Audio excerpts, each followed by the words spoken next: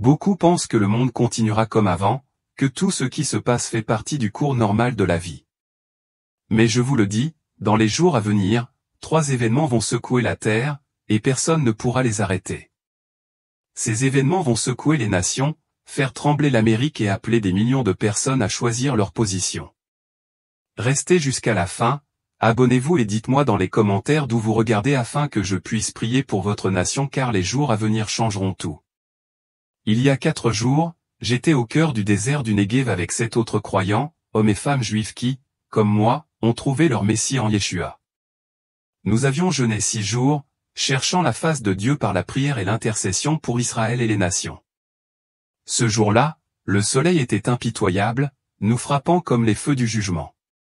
La température dépassait les 45 degrés Celsius et l'air sec semblait nous priver de toute humidité. Je me souviens du moment précis où tout a basculé.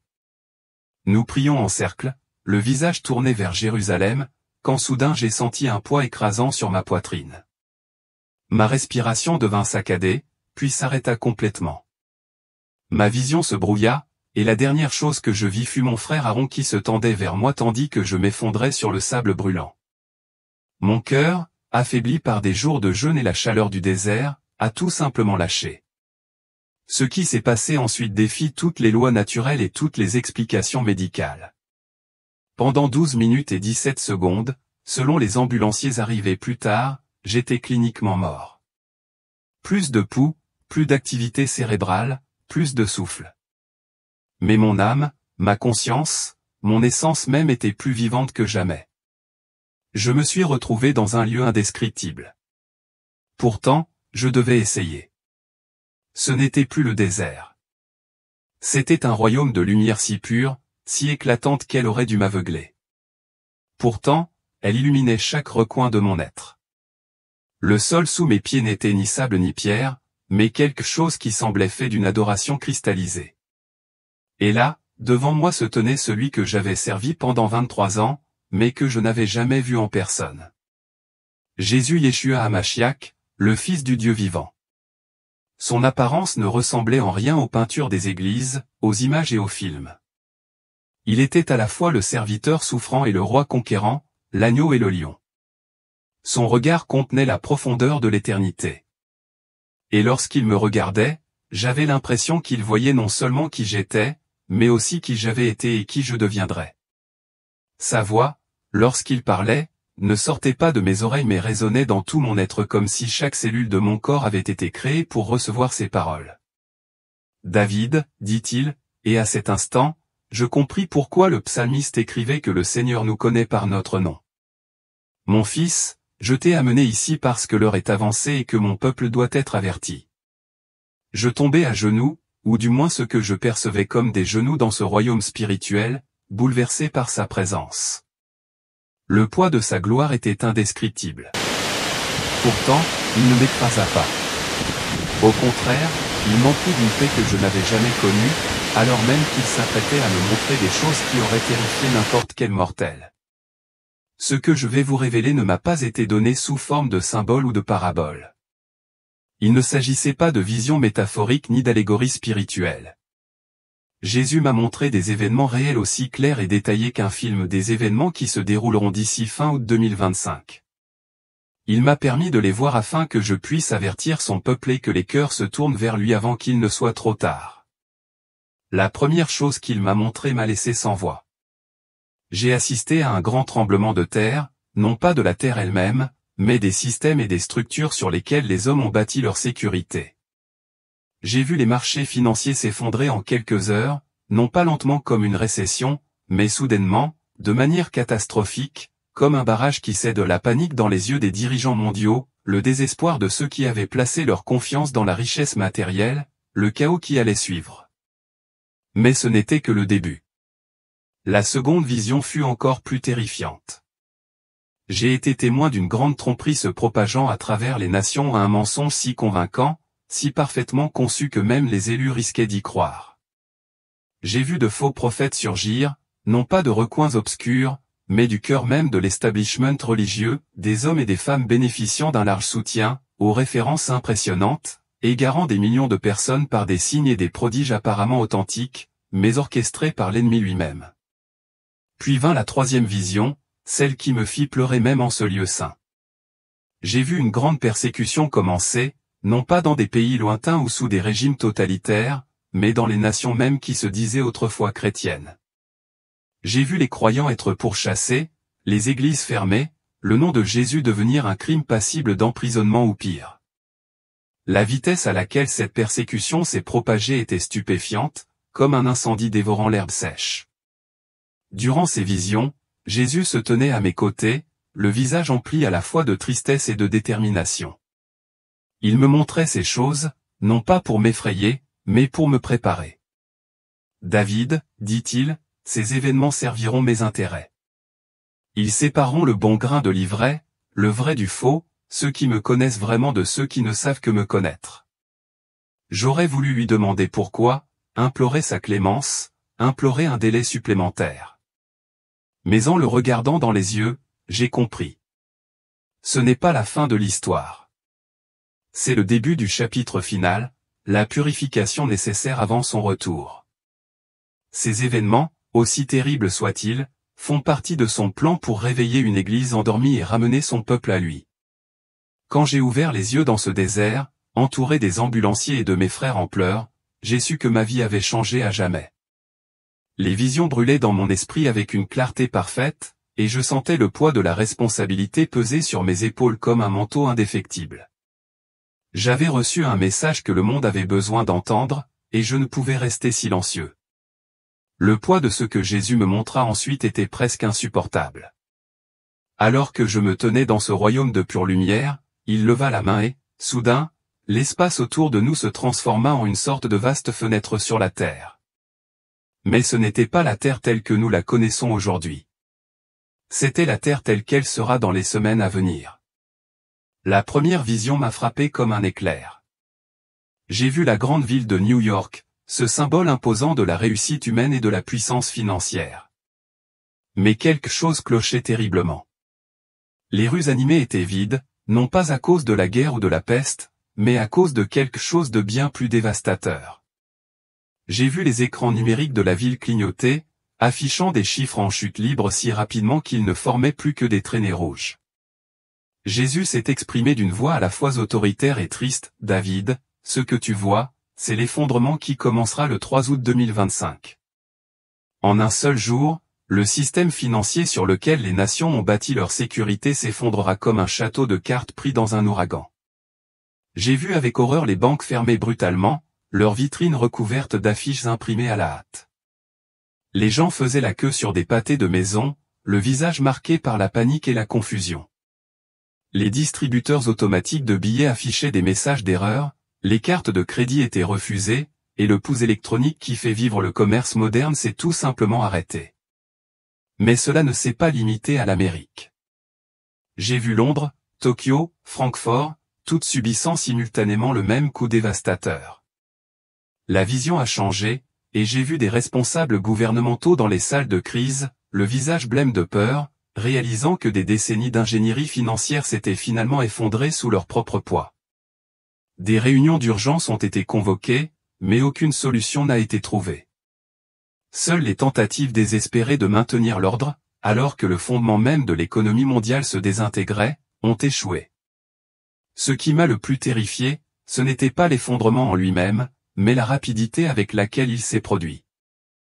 En quelques heures et non en quelques jours ou semaines, le système dont dépendent des milliards de personnes pour leur subsistance quotidienne a tout simplement cessé de fonctionner.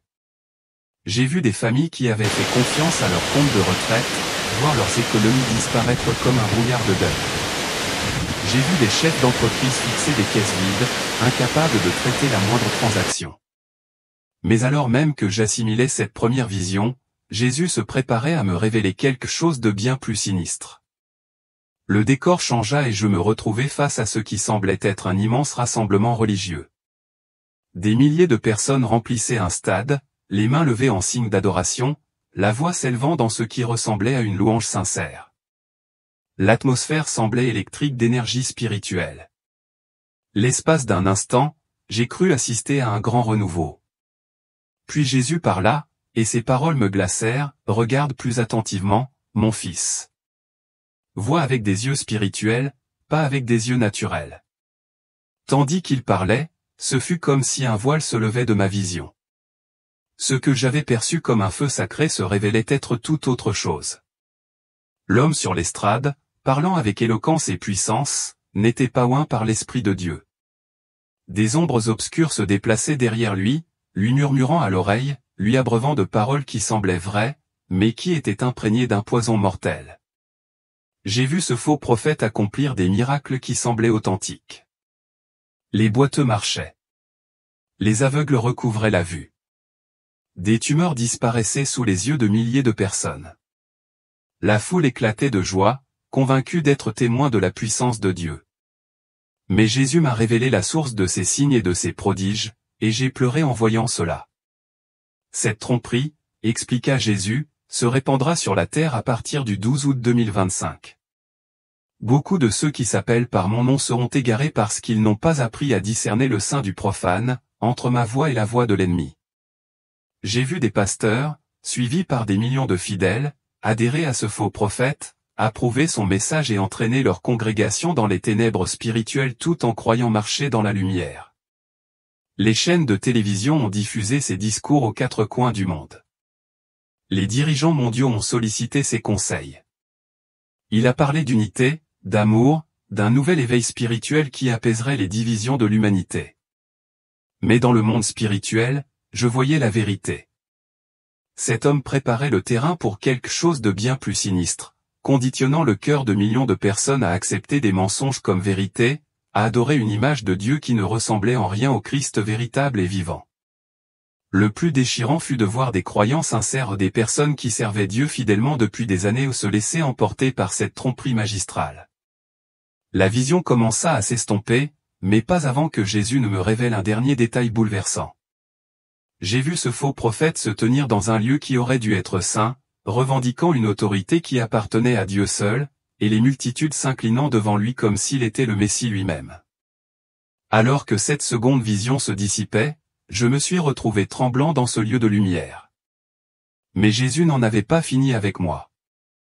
Son expression devint encore plus grave alors qu'il s'apprêtait à révéler le troisième et le plus terrible événement qui frapperait la terre avant la fin du mois d'août.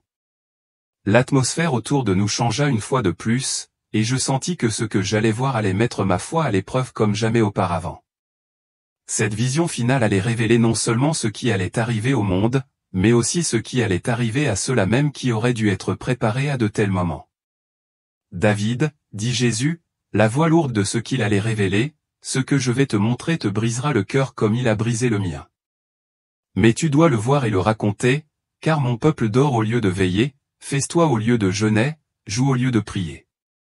La lumière autour de nous commença à faiblir, non pas parce que sa gloire diminuait, mais parce que ce qu'il allait me montrer était si sombre que même sa lumière parfaite semblait s'éteindre de chagrin. Je me préparais à ce qui allait arriver, sachant que la troisième vision serait la plus difficile à vivre et encore plus difficile à partager. Mais je dois le partager, car le temps du christianisme confortable, de la foi tiède, de la vie de deuil pendant que le monde brûle, est révolu. Ce qui commencera en août séparera ceux qui le connaissent vraiment de ceux qui ne savent que le connaître. Et tandis que je me tenais là, en sa présence, sur le point d'assister à la dernière pièce de ce puzzle prophétique, j'ai compris que mon retour dans ce monde marquerait le début de la mission la plus cruciale de ma vie. La troisième vision a commencé différemment des autres. Au lieu de me montrer des villes lointaines ou de grandes scènes, Jésus a attiré mon attention sur quelque chose de bien plus personnel, de bien plus déchirant. Je me suis retrouvé à regarder dans les maisons, dans les églises, dans le cœur même de ceux qui avaient autrefois marché à ses côtés. Ce que j'ai vu à ce moment-là a bouleversé mon âme. J'ai vu des croyants, d'authentiques disciples du Christ, des personnes que je reconnaissais grâce à des années de ministère assis confortablement dans leur salon, à consulter leur téléphone tandis que le monde autour d'eux commençait à s'effondrer. Ils étaient devenus sourds à la voix de l'Esprit, insensibles à l'urgence de l'heure, satisfaits d'une foi qui ne leur demandait rien. Jésus parlait, et sa voix exprimait une douleur que je n'avais jamais entendue auparavant. David, mon peuple a oublié comment veiller et prier. Il est devenu plus friand de confort que de Dieu. Ce qui commencera le 19 août le réveillera, mais à un prix qui lui transpercera le cœur comme une épée.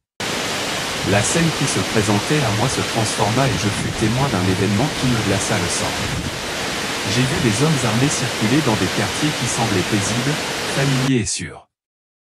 Il ne s'agissait ni de soldats ni de terroristes. Il s'agissait d'agents de leur propre gouvernement, porteurs de listes de noms, d'adresses et d'informations détaillées sur des familles qui n'avaient commis aucun autre crime que celui de refuser de se soumettre à la tromperie imminente. Je les ai regardés frapper aux portes dans l'obscurité qui précédait l'aube. La première maison que j'ai vue appartenait à un pasteur que je connaissais, un homme qui servait fidèlement sa congrégation depuis 30 ans. Lorsqu'il ouvrit la porte, toujours en robe et pantoufles, on lui présenta un mandat.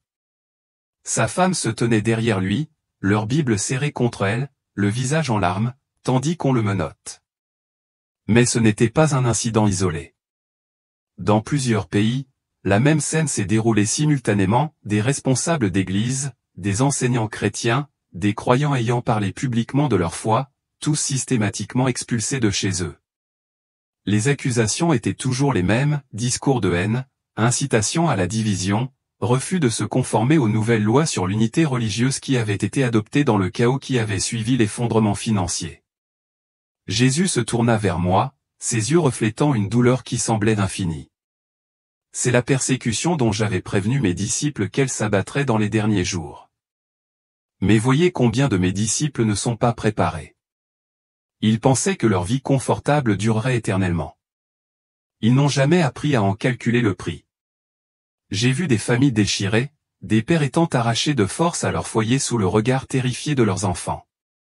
J'ai vu des mères tenter d'expliquer à leurs enfants pourquoi leur père était emmené alors qu'ils n'avaient rien fait de mal.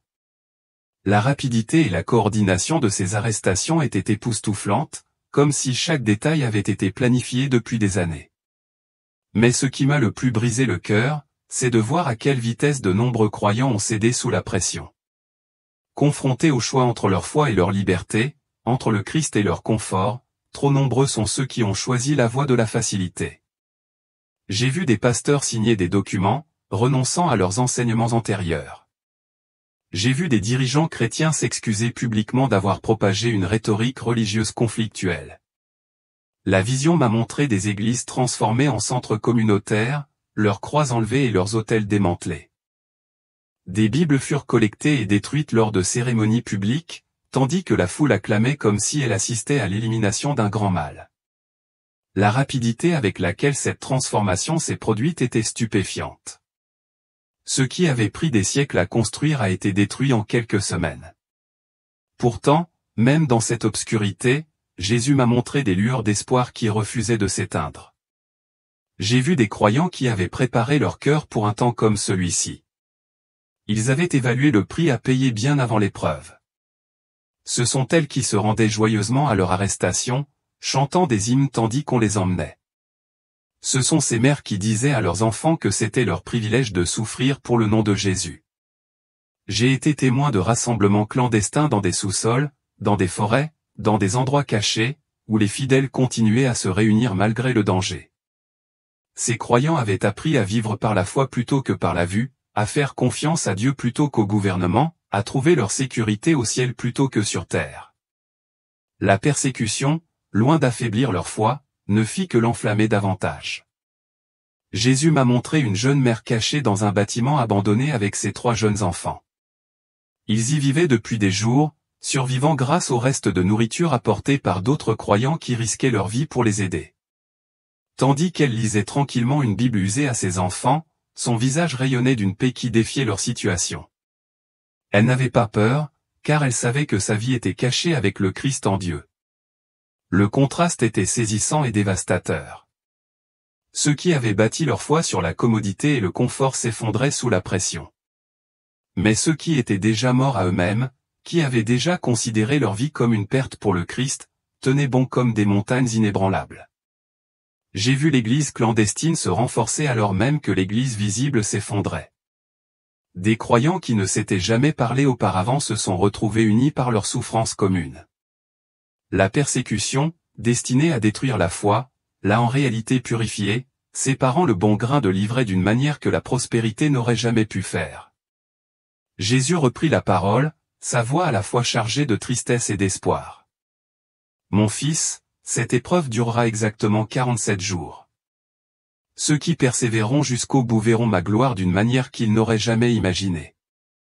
Mais ceux qui me renient en ce moment constateront que je dois les renier devant mon Père céleste. Alors que la vision commençait à s'estomper, j'ai vu quelque chose qui m'a rempli à la fois de terreur et d'impatience. J'ai vu Jésus lui-même commencer à agir, non pas dans le monde spirituel où je me tenais avec lui, mais dans le monde physique. Le temps de sa patience touchait à sa fin. La saison de la miséricorde touchait à sa fin. Le jour du jugement allait poindre. Mais même dans le jugement, son amour demeurait. Chaque épreuve qu'il tolérait visait à ramener son peuple à lui, à le dépouiller de ce qui était devenu plus important que sa présence, à révéler la véritable condition des cœurs devenus froids et complaisants. Lorsque les visions cessèrent, je me retrouvai dans ce lieu de pure lumière, debout devant celui qui détient toute autorité au ciel et sur terre. Le poids de ce que j'avais vu pesait sur moi comme un fardeau physique. Je comprenais alors pourquoi les prophètes d'autrefois pleuraient en recevant leur révélation. La vérité, lorsqu'elle concerne le jugement de Dieu, n'est pas facile à porter. Jésus posa sa main sur mon épaule et je sentis aussitôt la force envahir mon esprit. « David, dit-il, tu as vu ce qui arrive, car tu dois avertir mon peuple. Le temps est plus court qu'il ne le pense. Les événements dont tu as été témoin commenceront à quelques jours d'intervalle. Il n'y aura pas de temps pour un réveil progressif, pas d'occasion pour une lente repentance. L'heure de la décision est arrivée. Je voulais rester à jamais dans ce lieu, demeurer en sa présence, là où tout était clair et paisible. Mais je savais qu'il me renvoyait dans un but précis. Le message que je portais n'était pas seulement pour moi. Il s'adressait à tous ceux qui auraient des oreilles pour entendre, des yeux pour voir et un cœur prêt à accueillir la vérité, aussi difficile soit-elle. Alors que je me sentais attiré vers mon corps physique, Jésus parla une dernière fois. Dis-leur que je reviens bientôt. Dis-leur que ces épreuves ne sont pas la fin, mais le début de la fin. Dis-leur que ceux qui invoquent mon nom seront sauvés, mais qu'ils l'invoquent de tout leur cœur, et non seulement des lèvres. Le retour au monde physique fut brutal, comme une plongée d'une lumière chaude dans une obscurité froide. J'ouvris les yeux et me retrouvai entouré de visages inquiets, d'équipements médicaux et de la dure réalité d'un monde qui ignorait ce qui allait arriver. Mais j'étais vivant, et j'avais un message qui ne pouvait attendre. Les ambulanciers ont parlé de miracles. Mes frères d'intervention divine. Mais je savais que c'était bien plus important que ce que ces deux explications pouvaient exprimer. J'avais eu un aperçu de ce qui se passait derrière le voile du temps lui-même, un avant-goût d'événements qui allaient bientôt ébranler tous les fondements sur lesquels les êtres humains ont bâti leur sécurité. Alors qu'on me chargeait dans l'ambulance pour le voyage de retour vers la civilisation, je sentais le poids de la responsabilité peser sur mes épaules comme un manteau que je ne pourrais plus jamais enlever. La vie confortable que j'avais connue était terminée. Désormais, chaque instant que je prendrais serait consacré à préparer le peuple de Dieu à ce qui allait arriver. Les médecins parlaient de déshydratation et d'épuisement dû à la chaleur, des dangers du jeûne sous le soleil du désert. Ils ignoraient que ce qu'ils traitaient comme une urgence médicale était en réalité une décision divine qui allait changer le cours de ma vie. Comment leur expliquer que je venais de recevoir le message le plus important de l'histoire de l'humanité ? Merci du fond du cœur d'être resté avec nous jusqu'à la fin de ce témoignage. Si vous êtes encore là, c'est que quelque chose vous a profondément touché. Nous vous invitons maintenant à faire un petit geste qui peut avoir un grand impact, laissez un commentaire indiquant d'où vous regardez la vidéo afin que nous puissions prier pour votre pays. Abonnez-vous à la chaîne si ce n'est pas déjà fait et activez la cloche de notification pour ne rien manquer des puissantes révélations que nous partageons chaque jour. Et surtout, partagez cette vidéo avec au moins 3 personnes que vous aimez, amis, famille, frères et sœurs dans la foi, car un simple clic peut transformer une âme, raviver l'espoir et ramener un cœur à Dieu.